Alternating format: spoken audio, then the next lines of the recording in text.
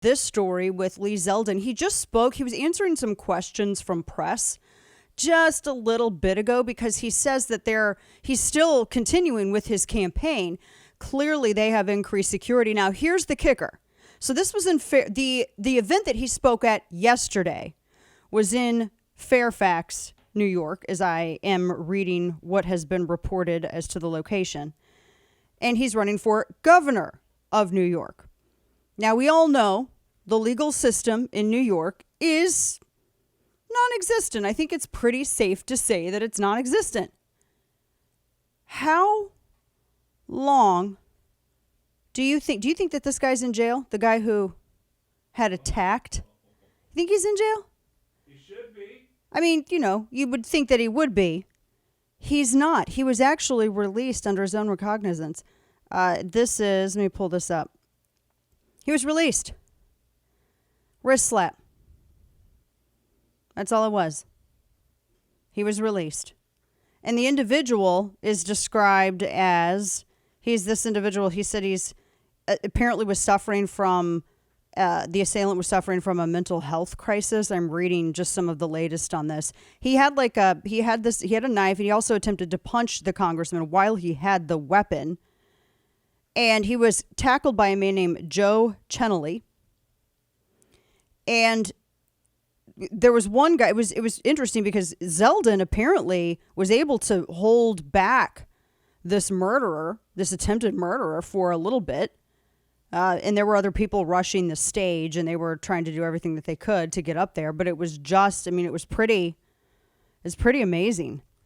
And so this guy just runs up and, he does what he does. It's just kind of unbelievable. And he's out.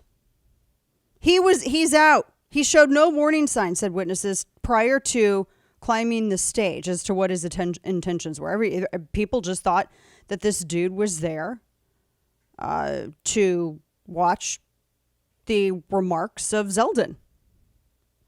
And the guy who tackled the attacker is enraged. That was the word he said. He says he is enraged. The guy was identified. The suspect is David Jacobonis. He was charged, this is what gets me, attempted assault in the second degree. That's not attempted assault. What we saw was attempted murder. That is hell no, that is not attempted assault, but this is also New York. And in New York, they don't care. This is unbelievable to me. So, he's charged with attempted assault. That's attempted murder. He walked up to him with a knife. He was going to kill him. What would have happened if Zeldin had not been able to hold him back? I'm curious. What would have happened on that? If he would not have been able to hold him off? If other people had not been there to assist and intervene, what would have happened? You know what would have happened? Zeldin would have been stabbed. This is the same thing. This is what the left did too when they were trying to downplay the previous attack on a congressman. You all remember this story, the congressional ball field attack. You remember that flashback. You had an angry leftist who was a Bernie Sanders volunteer walk onto a baseball field at Eugene Simpson Park in Alexandria, Virginia, opened fire, and they tried to downplay it.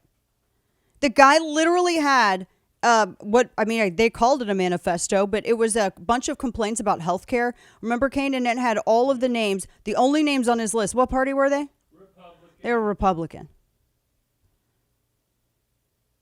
Unbelievable. And so this guy released, and he's out.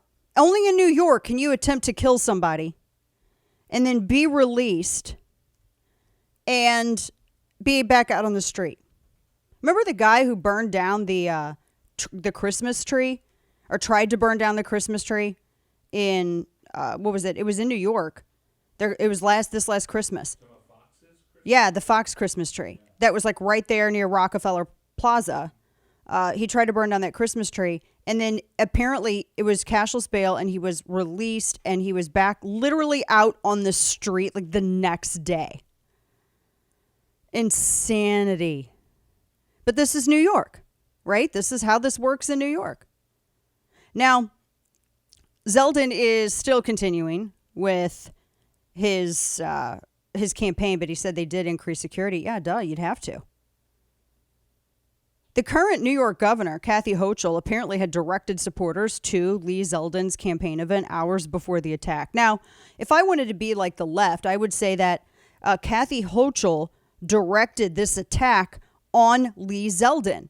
If I wanted to employ the logic of all of the people, all of the left, then I would accuse Kathy Hochul of inciting violence and directing this nutjob to go and attack Lee Zeldin.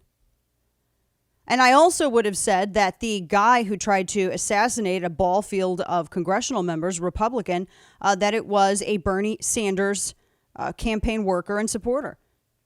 And that the Bernie Sanders campaign was directly responsible, because that's how the left does it. If someone had ever even liked a tweet that Trump had sent and that they ran a stop sign, Trump made him run that stop sign. That's Trump. That's how the media operates.